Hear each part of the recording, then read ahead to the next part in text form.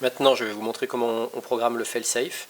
Le fail-safe, c'est quoi pour ceux qui ne connaissent pas? C'est un mode de sécurité au niveau du drone qui fait que si jamais votre radio s'éteint ou s'il y a un top radio, le récepteur radiocommande, il va savoir quoi faire. Parce que s'il n'y a pas de fail-safe, eh bien si votre drone il perd le signal radio pendant que par exemple il a les gaz qui sont à fond, eh bien les gaz vont continuer d'être à fond. Si par exemple votre drone il perd le signal radio parce qu'il est trop loin, eh bien, il va continuer de s'éloigner parce que les gaz, les moteurs vont continuer à tourner. Et en fait, il restera dans l'état où il était quand il a perdu le signal. Alors qu'un fail-safe, c'est une indication, c'est une configuration qui fait que dès qu'il perd le signal radio, soit parce que la radio s'est éteinte, soit parce qu'il est trop loin de l'émetteur et qu'il ne reçoit plus les ondes radio, eh bien dans ce cas-là, il va changer de configuration.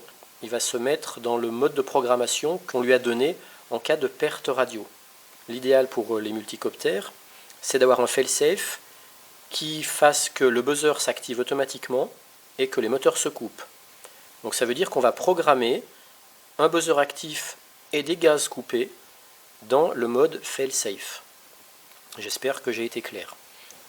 Pour ceux qui ont comme moi un récepteur FrSky D4R2i, il faut allumer la radio, brancher l'accumoteur du drone, et c'est maintenant qu'on va programmer dans notre radio ce qu'on veut en mode fail-safe. Moi ce que je veux c'est gaz à 0, parce que vous voyez si je mets les gaz, voilà. Là il y a les gaz. S'il n'y a pas de fail-safe, vous allez voir, je coupe la radio, et bien le multicoptère il continue de tourner. Il reste dans la position où il était au moment du dernier ordre de la radio qu'il a reçu. Donc ça c'est pas bon, parce que comme ça on peut perdre son drone.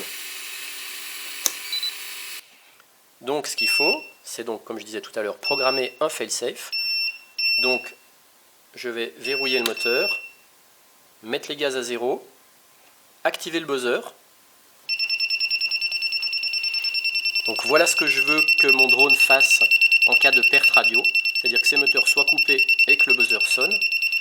Et après, pour programmer ce mode-là dans le drone, il faut presser et relâcher le bouton du récepteur.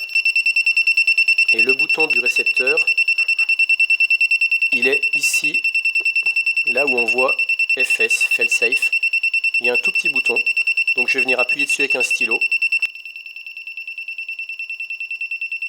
Précision très importante pour le fail-safe, il ne faut pas appuyer trop longtemps. Moi je me suis fait avoir parce que j'appuyais une demi-seconde ou une seconde ou 2 secondes pour être sûr que... Il faut vraiment donner juste une impulsion, parce que sinon ça ne marche pas. Donc je rappelle, il faut juste donner une petite impulsion pour activer le fail-safe. Alors bien sûr si vous avez ce type de récepteur. Si vous avez un autre émetteur récepteur, eh bien, vous allez voir la notice pour voir comment programmer le fail-safe. Et une fois que le fail-safe est programmé, je vous montre ce que ça donne. Je déverrouille les gaz, je mets des gaz, et maintenant je coupe ma radio, et voilà, les moteurs se sont arrêtés, et le buzzer s'active.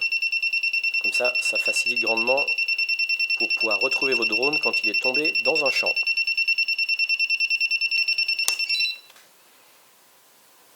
Et ça s'arrête.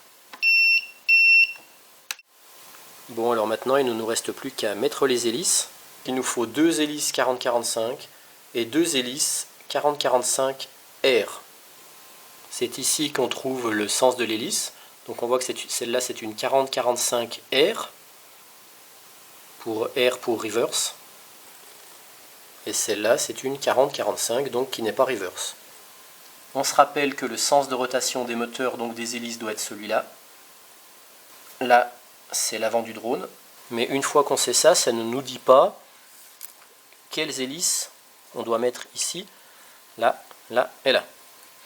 On sait simplement que celle-là doit tourner comme ça, celle-là doit tourner comme ça, celle-là doit tourner comme ça, et celle-là doit tourner comme ça. Alors moi avant j'avais tendance à me dire, eh bien ça c'est le sens horaire, le sens des aiguilles d'une montre, et ça c'est le sens inverse. Donc je me suis dit, sens inverse, il faut que je mette une reverse ici. Eh ben non, c'est le contraire. Il faut mettre une reverse ici, parce qu'en fait, nous quand on regarde le drone vu d'en haut, l'hélice quand elle tourne comme ça, on se dit bah, elle tourne dans le sens des aiguilles d'une montre. Mais en fait, le sens reverse, il n'est pas prévu pour quand on regarde l'hélice comme ça, mais quand on regarde l'hélice comme ça. Puisque vous voyez, le moteur il est là. Et en fait, c'est comme si ça c'était l'avant d'un avion. Vous voyez, quand il y a un avion, bah, l'hélice elle est comme ça. L'hélice elle est là. Le pilote dans l'avion il est assis ici. Et lui il voit l'hélice dans ce sens là. Et donc un sens horaire pour lui, ça va être un sens comme ça. Parce qu'il la voit de, on va dire, de l'arrière. Donc pour lui ça va être ça, ça va être un sens horaire. Mais nous qui sommes devant, ça va devenir un sens anti-horaire. Donc il faut se rappeler qu'en fait l'hélice, son appellation reverse ou pas reverse, eh ben, c'est quand on la voit depuis là. Depuis ce sens-là. Donc depuis quand le drone est comme ça. Donc c'est pour ça que quand on a un sens horaire ici, eh bien pour un pilote qui serait assis là-bas, eh bien pour lui ça sera un sens anti-horaire. Donc ici il faut nous mettre une hélice R, reverse. Donc je vais mettre celle-là. Après je vais mettre ici une pas reverse. Ici une pas reverse. Ici une reverse. Et en plus, il ne faut pas se tromper de sens. On peut la mettre comme ça ou comme ça. Eh bien, il faut qu'on puisse voir l'inscription vers soi. On voit qu'il y a le 4045R, on le voit. Donc, il ne faut pas la mettre comme ça, parce que là, elle serait à l'envers. Donc, on peut se tromper en mettant celle-là ici, une reverse ici, puis une pas reverse ici. Donc, on peut se tromper là. Puis, on peut se tromper en la mettant comme ça au lieu de comme ça. Donc, je pense que je vous ai donné toutes les infos pour les monter comme il faut. Et je vais faire l'essai pour vérifier que je n'ai pas dit de bêtises. Simplement, il y a 2 hélices sur 4 qui sont très difficiles à rentrer, il ne faudra pas vous étonner, je ne sais pas pourquoi. C'est les reverse, je crois, il faut vraiment forcer pour les faire rentrer. Donc je ne sais pas si vous aurez le même problème. Alors, je vais vous montrer que ça marche. J'allume la radio, je branche le multi.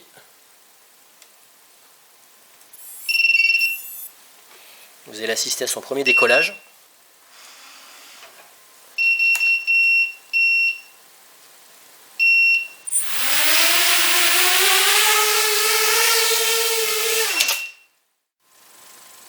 Et voilà maintenant le verdict de la balance.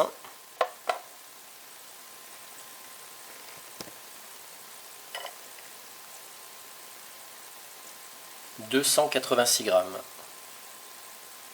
287 grammes. » Donc j'ai contacté Tekelito, le constructeur, il m'a dit « C'est bien François, tu t'es pas trop mal débrouillé. » Donc je suis content. Voilà, en gros, il faut qu'il fasse de toute façon moins de 300 grammes. Donc vous voyez, je peux encore rajouter une petite kite chain pour faire un enregistrement HD. Le tout, c'est de rester en dessous de 300 grammes.